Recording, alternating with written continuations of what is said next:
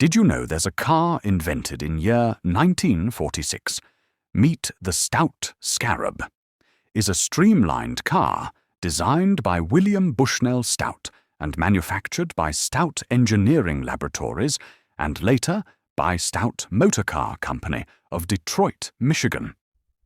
The Stout Scarab is credited by some as the world's first production minivan, and a 1946 experimental prototype of the Scarab became the world's first car with a fiberglass body shell and air suspension. The founder of this elegance car is William B. Stout. William B. Stout was a motorcar and aviation engineer and journalist, while president of then Society of Automotive Engineers. Stout met Buckminster Fuller at a major New York auto show and wrote an article on the Dymaxion car for the Society's newsletter. Contemporary production cars commonly had a separate chassis and body with a long hood. The engine compartment and engine were behind the front axle and ahead of the passenger compartment.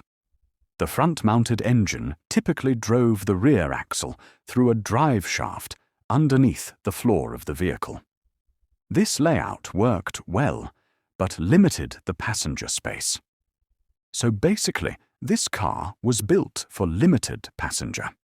In contrast, the Scarab design eliminated the chassis and drive shaft to create a low, flat floor for the interior using acunatized body structure and placing a Ford-built V8 engine in the rear of the vehicle. According to my research, Scarabs has built limited. Yeah, that's right. 9 Scarabs are believed to have been built. The vehicles were never produced in volume and were handmade, with no 2 Scarabs identical. Immediately following World War II, Stout built one more prototype Scarab, called the Stout Scarab Expiremental. For more videos like this, please like and don't forget to follow.